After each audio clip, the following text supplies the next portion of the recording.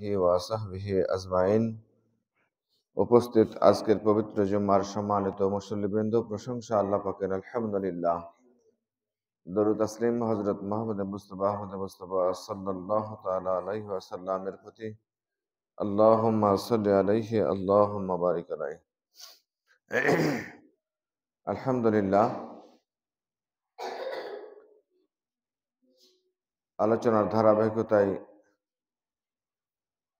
আজকের আলোচনার বিষয় হচ্ছে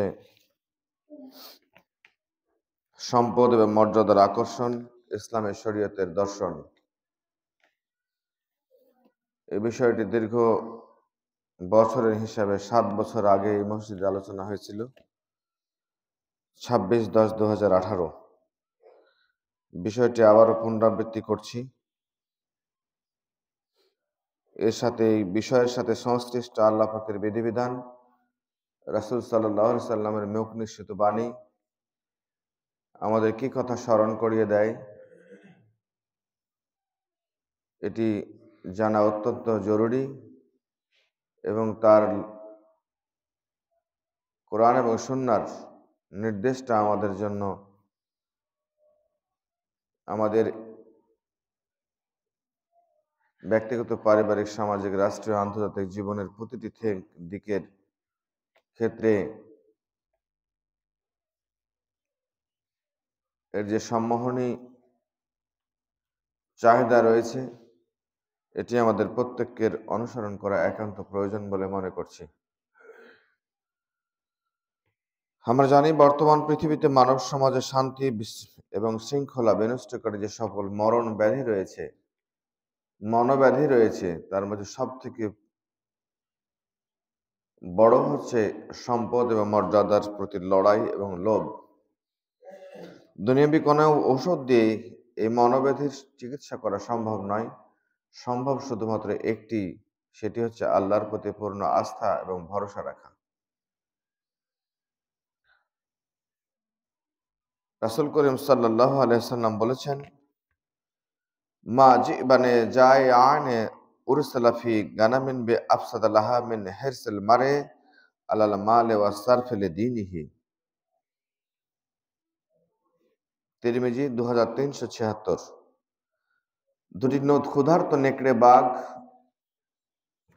একটি ছাগলের দলের উপর ঝাঁপিয়ে পড়ে যতটা না আক্রমণ করার ফলে ক্ষতিগ্রস্ত হয়, ক্ষতিগ্রস্ত করতে সমর্থ হয়, করে ফেলে, তার চাইতে একটি ইমানদার মানুষের সম্পদ, মর্যাদা, নেতৃত্বের প্রতি মোহ তাকে আরো তার চাইতে বহুগুণে ক্ষতিগ্রস্ত করে ফেলে।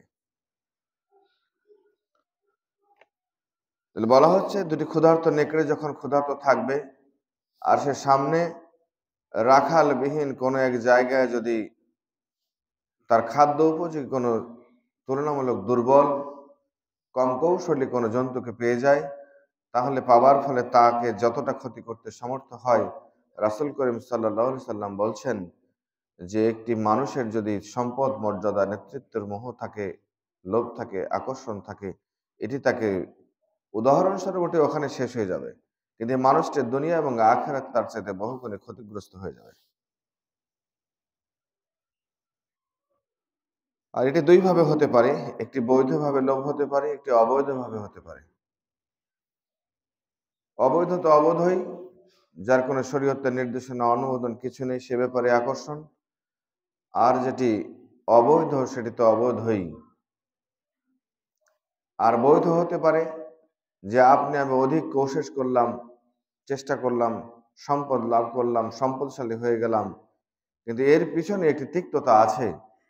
সেটি হচ্ছে, এটি সঞ্চয়ের ক্ষেত্রে কখন আপনি আমি নিজের ঈমানকে হারিয়ে ফেলবো, এ কথা নিজেকে নিয়ন্ত্রণ করা আমাদের অনেক সময় দুরূহ হয়ে পড়তে পারে। এক। দ্বিতীয়ত, এর সদ্ব্যবহার, সংগ্রহ এবং সংরক্ষণের যে নীতিমালা, সেটি আমার দ্বারা ব্যত্যয় ঘটে যেতে পারে।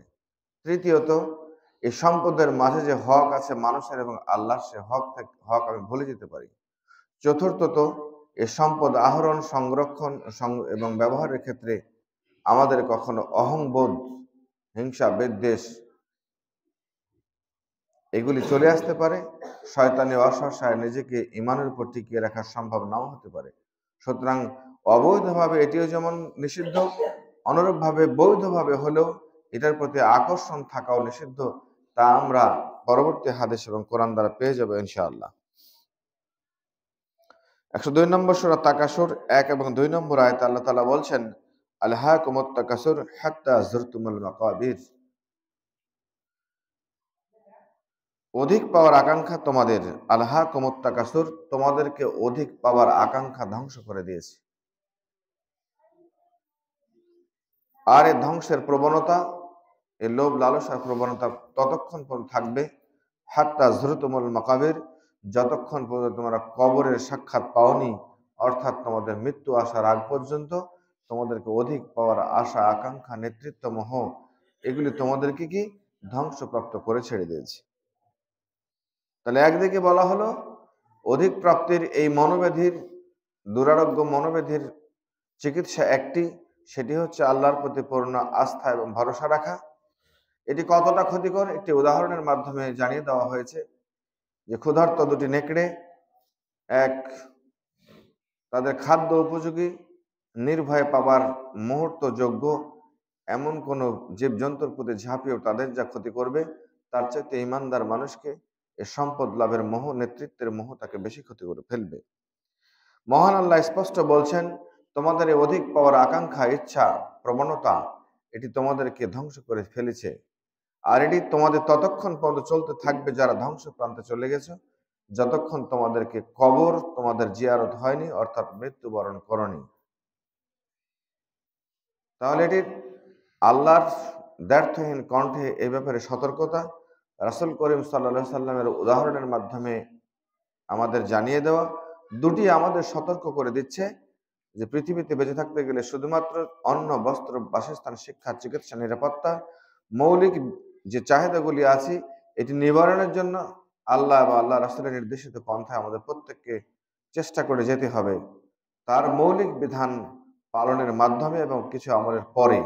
যেমন আল্লাহ বলেছেন, ফাইজা কুজিয়াতিস সালাত ফান্তাসিরু ফিল আরদ ওয়াবতাগু মিন ফাদলিল্লাহ, যখন তোমাদের সালাত শেষ হয়ে যাবে তখন তোমরা জমিন ঝাঁপিয়ে পড়ো এবং আল্লাহর অনুগ্রহ তালাশ করো। তাহলে এখন যদি নামাজ না পড়ি আল্লাহর অনুগ্রহ তালাশ করি, তাহলে এটি সঠিক পন্থা হলো না। বিপদে পড়ি, সেখানে যদি নিজের ঈমানকে হারিয়ে ফেলি, ধৈর্য ধারণ না করি, তাহলে আল্লাহর ওই বিধান আবার ব্যত্যয় ঘটে যাবে। ওয়াস্তাঈনু বিস-সাবরি ওয়াস-সালাহ, তোমরা আল্লাহর কাছে সাহায্য চাও সালাত এবং ধৈর্যের মাধ্যমে। সুতরাং একটি ঈমানদারকে ঈমানের উপর টিকে থাকার জন্য, আল্লাহর সন্তুষ্টির উপর টিকে থাকার জন্য প্রতিটি মুহূর্তে বহু দিকে বহুভাবে অন্তর্চক্ষু, বাহ্যিক চক্ষু, স্মৃতিশক্তি এবং অন্তরের চিন্তা শক্তি সব দিক খেয়াল করতে হয়। আপনি পথ চলছেন, রাস্তা পার হচ্ছেন, কখনো ডানে গাড়ি আসতে পারে, কখনো বামে আসতে পারে, কেউ দ্রুত বেগে আসতে পারে, কেউ বা পিছনে আপনাকে অনুসরণ করতে পারে, বজ্রপাতে আপনার মাথায় আঘাত পড়তে পারে, বৃষ্টিতে আপনি ভিজে যেতে পারেন, কেউ আপনাকে আক্রমণ করছে, তাকে বাঁচার চেষ্টা আপনার করতে হবে। কোন এক মুহূর্তে বহুবিধ দিক আপনাকে আমাকে খেয়াল করে নিজেকে বাঁচানোর চেষ্টা করতে হয়। আমরা সমর্থ হই আলহামদুলিল্লাহ অধিকাংশ ক্ষেত্রে। তার চাইতে বহুগুণ আল্লাহর জিম্মাদারিতে টিকে থাকার জন্য, আল্লাহর নারাজি থেকে বাঁচার জন্য, আল্লাহর রেজামন্দি লাভের জন্য বহুদিকে বহুভাবে আমাদের সতর্ক দৃষ্টি রাখতে হয়। পরিবারে কর্তারা আমরা যারা আছি, ছেলের চাহিদা একরকম, মেয়ের চাহিদা একরকম, স্ত্রীর পরামর্শ অথবা উদ্দীপনাদায়ক কোনো পরামর্শ একরকম, পিতামাতা সংসারে আছে তাদের চাহিদা আরেক রকম, সংসারে ভাই বোন থাক বা না থাক, দূরে থাক বা কাছে থাক, এদের পক্ষ থেকে দাবি দাবা আরেক রকম, প্রতিবেশীর একরকম, যাদের অন্ন বস্ত্র নেই, ক্ষুধার্ত মানুষ, মিসকিন, ফকির মিসকিন, এদের চাহিদা একরকম। আজ আপনি যেখানে ব্যবসা করেন বা চাকরি করেন, সে জায়গার সময়ানুবর্তিতার ক্ষেত্রে আপনাকে সেভাবে যেতে হবে বা সময় দিতে হবে, সেটা চাপ একরকম। আপনার পরিবারে কিছু অসুবিধা আছে, সেই জায়গায় আপনার সময় এবং শ্রম না দিলে চলে না, সেই জায়গার চাহিদা একরকম। বহুবিধ চাপ উপেক্ষা করে আপনি আমি এটা কন্ট্রোল করে সামনে এগিয়ে যাওয়া দৃঢ় প্রত্যয় সর্বদাই সজাগ দৃষ্টি রাখছি, শুধুমাত্র একটু ভালো থাকার জন্য, সবার মন পাওয়ার জন্য, সবার কাছে সন্তুষ্টি পাওয়ার জন্য, এটুকু চাচ্ছি। যদি এটা এখানে সম্ভব হয়, তাহলে এই ধ্রুব সত্য, আজ যেমন দিবালোক এখন ঠিক দ্বিপ্রহর, এটি যেমন সত্য, অনুরূপভাবে একটা ইমানদারদেরকে এর চাইতে বেশি সজাগ দৃষ্টি রেখে সামনে এগিয়ে চলতে হবে, আর তবেই আল্লাহর নারাজি থেকে, আল্লাহর গোসা থেকে বাঁচতে পারবো ইনশাআল্লাহ। আমাদের সে চেষ্টাই করতে হবে। বলছিলাম, আল্লাহ সতর্ক করে বলছেন, তোমাদেরকে অধিক পাবার আশা তোমাদেরকে ধ্বংস করে ফেলেছে, ধ্বংসের দ্বার প্রান্তে নিয়ে গিয়েছে। এটি কখন চলবে? হাত্তা জুরতুমুল মাকাবির, তোমাদের প্রত্যাশা ততক্ষণ পর্যন্ত কার্যকর থাকবে যতক্ষণ তোমরা মৃত্যুবরণ করনি। অথচ সহিহ বুখারী ৬৪৬০, রাসূল করিম সাল্লাল্লাহু আলাইহি ওয়াসাল্লাম নিজে দোয়া করতেন, আল্লাহুম্মারজুক আলে মুহাম্মাদিন কুতান, হে আল্লাহ তুমি মুহাম্মদ সাল্লাল্লাহু আলাইহি ওয়াসাল্লামের পরিবারকে পরিমিত খাবার দাও। আর আমরা তো খাবার, একে তো আল্লাহ তাআলা দিয়েছেন অনুগ্রহ করে, পেটে তো আছেই, আশেপাশেও আছে, তারপরে আরো এটাকে সমৃদ্ধ করার জন্য উত্তরোত্তর যতটা চেষ্টা করা, বৈধ অবৈধ কোনো দিক না দেখে আমরা দৌড়ে বেড়াচ্ছি। তাহলে রাসূল ইসলামের দোয়া কি আর আমাদের দোয়া কি? দুটির মাঝে মিল রেখে চলতে হবে মুমিনদের। যদি ইন কুনতুম ইয়াহু তা'বুদুন, শুধুমাত্র তার আনুগত্য করতে চাই আমরা, তাহলে এদিকে খেয়াল করতে হবে। তাহলে রাসূল ইসলাম দোয়া করছেন যে হে আল্লাহ তুমি মুহাম্মদ সাল্লাল্লাহু পরিবারকে পরিমিত খাবার দাও, মানে জাস্ট যেটুকু দরকার এর অতিরিক্ত নয়, এটুকু তিনি দোয়া করে চেয়ে নিচ্ছেন। তাহলে তার চেষ্টার সীমানা, চেষ্টার পরিধি, যে তার চেষ্টার দৃষ্টিভঙ্গি কতটা মজবুত এবং প্রখর, সে শব্দটি কি চয়ন করেছেন তা আমরা সহজে বুঝতে পারি। সহিহ তিরমিজি ২৪৬৬, রাসূল করিম সাল্লাল্লাহু আলাইহি সাল্লাম একটি হাদিস বলছেন যে আল্লাহ তাআলা বলেছেন, তাফাররাগ ইয়া ইবনে আদম, হে বনি আদম, তাফাররাগ লি ইবাদাতি, তোমরা সবাই আমার আনুগত্যের জন্য একটু অবসর গ্রহণ করো। আমলা সদরাকা গিনা, আমি তোমার জীবনটাকে, বক্ষটাকে সম্পদ দিয়ে ভরে দেব। সুবহানাল্লাহ। তিনি বললেন, আল্লাহ তাআলা বলছেন, আল্লাহ রাসূল বলছেন, আল্লাহ বলেছেন, হে বনি আদম, তোমরা সবাই আমার আনুগত্য করার জন্য, ইবাদত করার জন্য একটু সময় নিজেকে অবসর করে নাও। হয় ফজরের নামাজের আগেই করো, ফজরের নামাজের পরেই করো, অথবা এশারের পরে করো, অথবা মধ্যরাতে করো, অথবা ঘুমের আগে করো, শেষ রাত্রিতে করো, যখনই করো, একা একা করো, মসজিদে করো, নীরবে নিভৃতে করো, পথে ঘাটে কোনো এক জায়গায় দাঁড়িয়ে করো, মসজিদে বসে করো, যেখানে খুশি সেখানে করো। তোমরা সবাই আমার ইবাদতের জন্য একটু সময় বের করো। কি দিবেন তিনি? আমলা সদরাকা গিনা, আমি তোমার জীবনটাকে, বক্ষটাকে সম্পদ দিয়ে ভরে দেব। সুবহানাল্লাহ।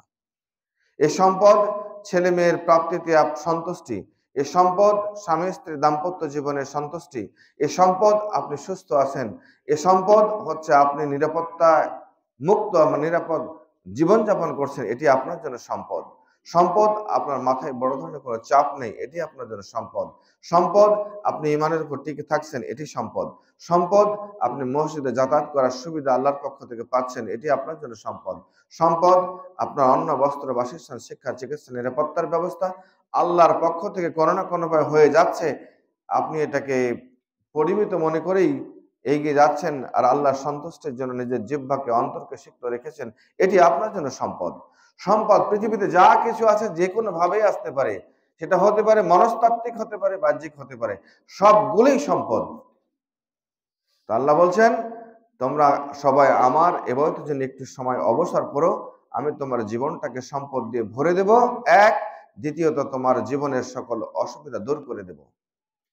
ও আসুদ্দা ফাকরাকা, তোমার দারিদ্রতা, অসুবিধা, তোমার পেরেশানি আমি সব দূর করে দেব।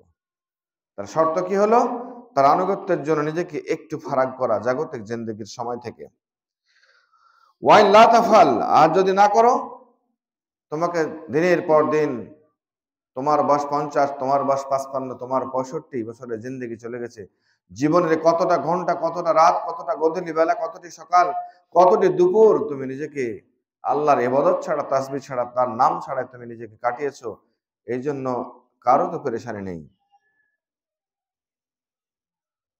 পেরেশানি হওয়া উচিত। আমরা সামনে কি দেখছি সেটি দেখে চিন্তা করা উচিত, পিছনে যা রেখে যাচ্ছে তা চিন্তা করা উচিত। আমরা পশ্চিমে যা দেখছি তা থেকে চিন্তা করা উচিত, পূর্ব দিকে যা দেখছি তা দেখে চিন্তা করা উচিত, উত্তর দক্ষিণে যা দেখছি তা দেখে চিন্তা করা উচিত, উপরে কি আছে, জমিনে কি আছে তা দেখে চিন্তা করা উচিত। প্রত্যেকটা মুমিন ইমানদার মানুষকে পৃথিবীর সকল সৃষ্টি নিয়ে আল্লাহ তাআলা চিন্তা করতে বলেছেন। আর যদি চিন্তা না করো তাহলে তোমার অন্তরটা আল্লাহ তাআলা মোহর মেরে দিয়েছেন, তালা মেরে দিয়েছেন। যদি চিন্তা করা প্রয়োজনীয়তা অনুভব করতে না পারেন, বুঝবেন আপনার হৃদয়কে তালা মারা আছে। যদি মনে করেন আপনার দ্বারা ভালো কাজ কতটুকু হচ্ছে এটা আপনি ফাইন্ড আউট করতে পারছেন না, আপনি এটা প্রয়োজনীয় মনে করছেন না, হাইয়া আলাস সালাহ হাইয়া আলাল ফালাহ কতবার দিনে বলা হচ্ছে, কত দিক থেকে সরা হচ্ছে, তবুও আপনার মনটা মসজিদের দিকে এগিয়ে যায় না, বুঝবেন আপনার অন্তর তালাবদ্ধ আছে। ভালো কথা বলতে, ভালো সিদ্ধান্ত নিতে, ভালো সহযোগী সহচর গ্রহণ করতে, ভালো সান্নিধ্য লাভ করতে, কোরআনের কাছাকাছি যেতে, হাদিসের কাছাকাছি যেতে, যারা কোরআন হাদিসের অনুযায়ী চলাফেরা করে এদেরকে মহব্বত করতে আপনার হৃদয়টাকে কুণ্ঠিত বোধ করে, ভ্রুকুঞ্চিত হয়ে যায়, বুঝবেন আপনার হৃদয় এবং মনকে আল্লাহ তাআলা তালা মেরে দিয়েছেন। সুতরাং তালা মারা আছেন কিনা, সম্পদ এবং নেতৃত্বের মোহে আচ্ছন্ন হয়ে পড়েছে কিনা, আল্লাহ রাসূল যে দর্শনের ক্ষেত্রে এ দোয়া করেছে সে দর্শন আমার দর্শনের সাথে মিলে কিনা, যে খাদ্যযোগ্য জন্তুর উপরে চূড়ান্ত ক্ষুধার্তভাবে দুই নেকড়ে ঝাঁপিয়ে পড়ে ক্ষতিগ্রস্ত করে, তার চাইতে ক্ষতিকর হচ্ছে মানুষের সম্পদ এবং নেতৃত্বের মোহ। এই জায়গায় আপনার আমার দৃষ্টিভঙ্গি কোন জায়গায় অবস্থান করছে এটা চিন্তা করতে পারছে কিনা, আজকের আলোচনায় সেটি বেছে নেবেন নিজের অবস্থানটাকে।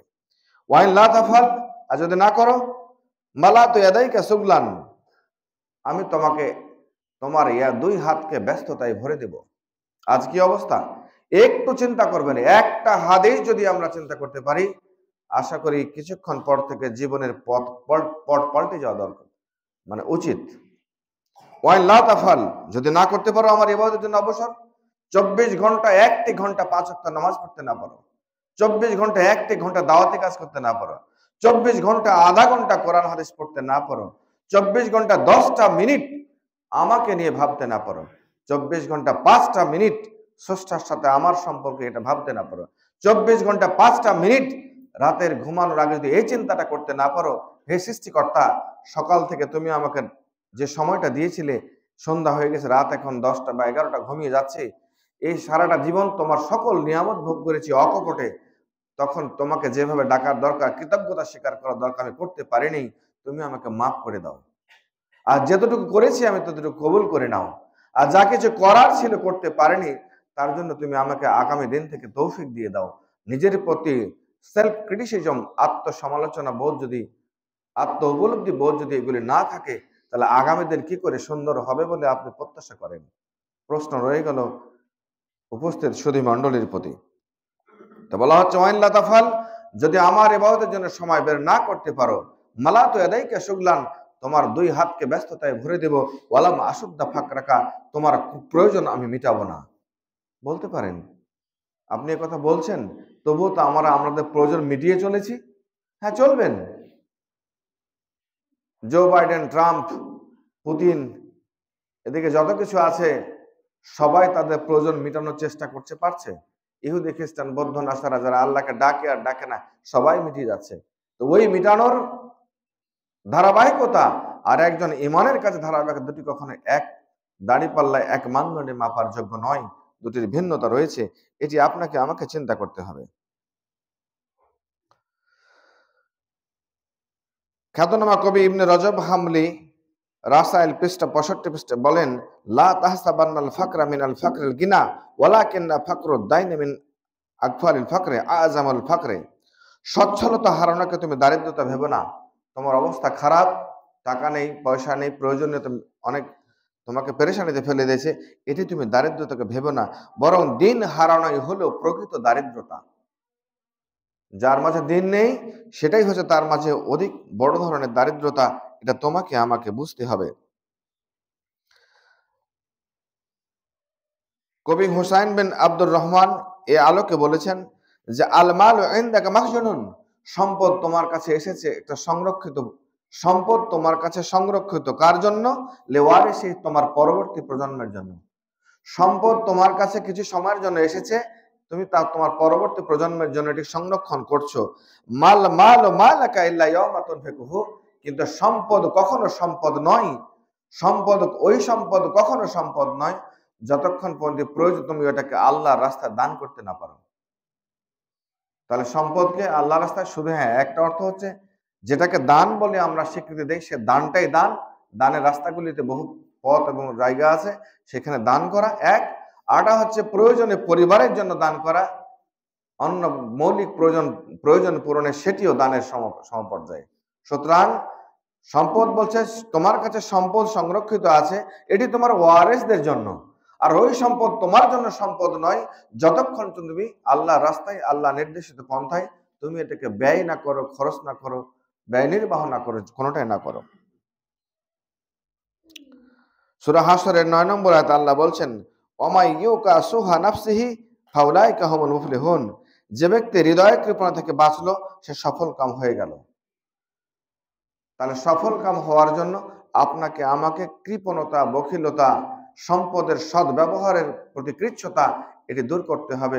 এ ব্যাপারে যদি ধারণা লাভ না করতে পারি, জ্ঞান অর্জন না করতে পারি, জ্ঞান অর্জন করলেই শুধু আমলে আসে না, এটার সহযোগী ভূমিকা পালন করার জন্য যারা এগিয়ে আছেন তাদের সহযোগিতা যেতে হয়।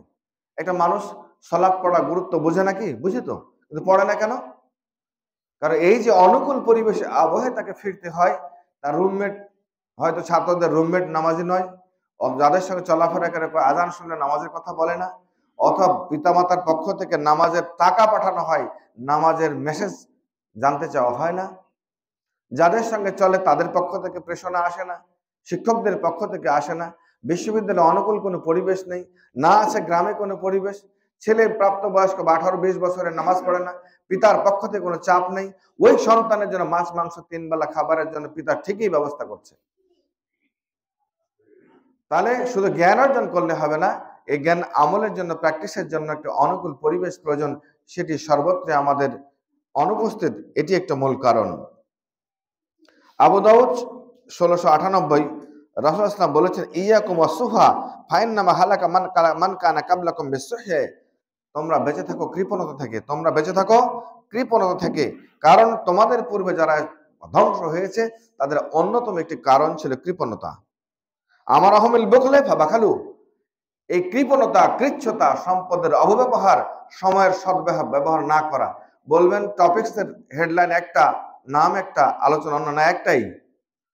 সময়ের প্রতি সঠিক মূল্যায়ন না করাটাও, এটি আপনি আপনার বিবেকের প্রতি কৃপণতা করছেন, আল্লাহর নিয়ামতের প্রতি অস্বীকৃতি জানাচ্ছেন, নিজেকে এর চাইতে আলাদাভাবে শ্রেষ্ঠত্বের দাবি করছেন, এটি এক পর্যায়ে পড়ে যায়। সুতরাং আল্লাহ বলছেন, রাসূল সাল্লাল্লাহু বলছেন, আমার আহম বিল বুখলে, মানুষের সময়ের প্রতি সদ্ব্যবহার না থাকা, সম্পদের প্রতি সদ্ব্যবহার না থাকা, দায়িত্বের প্রতি অনুকূল দৃষ্টিভঙ্গি না থাকা, এই সবগুলি কৃপণতা। আর কৃপণতা মানুষকে যখন আদেশ দিয়েছে তখন তারা কৃপণতা করে ফেলেছে।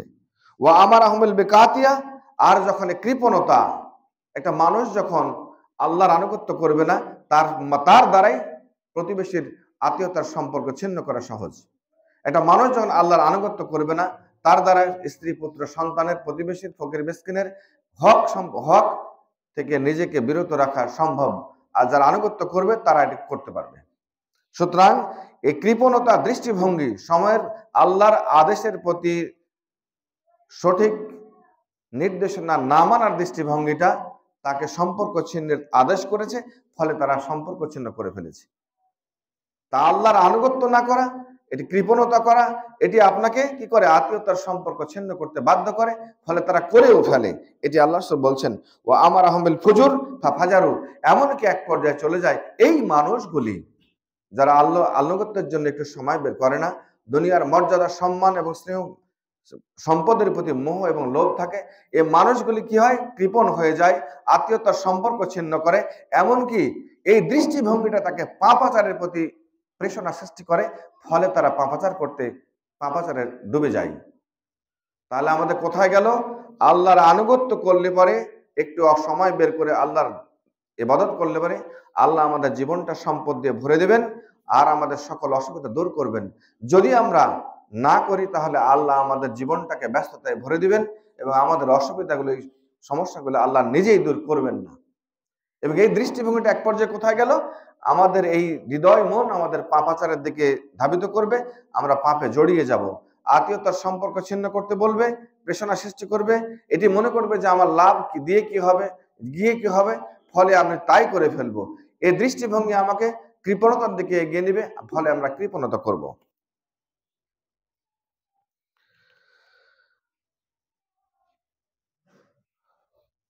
আহমদ 9691, রাসূল করিম সাল্লাল্লাহু আলাইহি ওয়াসাল্লাম বলছেন, লা ইয়াজমাউ সুফা ওয়াল ঈমান ফি জাওফি রাজুলিন মুসলিমিন। ইম্পর্টেন্ট লাস্ট হাদিস, সেটি হলো লা ইয়াজমাউ সুফা ওয়াল ঈমান। বলতে পারেন আমি কৃপণ নই, আমার মাঝে ঈমান আছে, এই দাবি করা মিথ্যা দাবি। রাসূল সাল্লাল্লাহু আলাইহি ওয়াসাল্লাম বলছেন, কখনো কোনো ঈমানদার মানুষ এবং কৃপণ মানুষ একটা হতে পারে না। যদি সে ঈমানদার হয়, কৃপণ হবে না, আর যদি কৃপণ হয়, তার মাঝে ঈমান থাকবে না। লা ইয়াজমাউ সুহু ওয়াল ঈমান, ঈমান এবং কৃপণতা কখনো একত্রে থাকতে পারে না ফি জাওফি রাজুলিন মুসলিমিন, একটা মুসলমান মানুষের পেটে, মানে মুসলমান মানুষের জীবনে। সুতরাং প্রিয় উপস্থিতি, অত্যন্ত জটিল কথা যে একটা মানুষ, ঈমানদার মানুষ এবং বক্ষী কৃপণ মানুষ, দুটি এক জায়গায়, এক ব্যক্তি, হিউম্যান বডি একটা হতে পারে না। বিচ্ছিন্ন সম্পূর্ণ জিনিস। যে ঈমানদার দাবি করবে, তার মাঝে পাপাচার থাকবে না, আত্মীয়তার সম্পর্ক ছিন্ন করে থাকবে না, সময়ের সৎ ব্যবহার হবে, আল্লাহর আনুগত্যের জন্য সে নিজেকে একটু সময় বের করে নেবে, আর তখনই তার দ্বারা সম্ভব সম্পদ, মর্যাদা এবং নেতৃত্বের প্রতি মোহ থেকে বেরিয়ে আসা, নচেত সম্ভব নয়। আসুন প্রিয় উপস্থিতি, যে হাদিস এবং কোরআনগুলি আলোচনা করা হলো, সেটি হচ্ছে একটা পয়েন্টে আমি হেড মেসেজ দেব লাস্ট। সেটি হচ্ছে আল্লাহ বলছেন, সরাসরি আল্লাহ বলছেন, আমার ইবাদতের জন্য একটু সময় বের করো, আমার আদেশটা সাথে মেনে চলার জন্য একটু নিজেকে পৃথিবীর কাজ থেকে ফারেক করো, অবসর করো, তাহলে তোমাদের জীবনটাকে আমি সম্পদ দিয়ে ভরে দিব, সকল অসুবিধা দূর করে ফেলবো। সুবহানাল্লাহ। আর যদি এই কাজ না করো, তোমাদের জীবনটাকে ব্যস্ততায় ভরে দেব, তোমাদের অসুবিধাগুলি আমি দূর করব না। নাউজুবিল্লাহ। তাহলে এই জায়গায় নিজেদের অবস্থানটাকে একটু পরিষ্কার করে আমরা আমাদের বাকি জিন্দেগি শানিত করার চেষ্টা করব। আল্লাহ আমাদের সহায়ক ভূমিকা পালন করুন, আমিন। পৃথিবীর শুরু থেকে যত মানুষ দুনিয়া থেকে বিদায়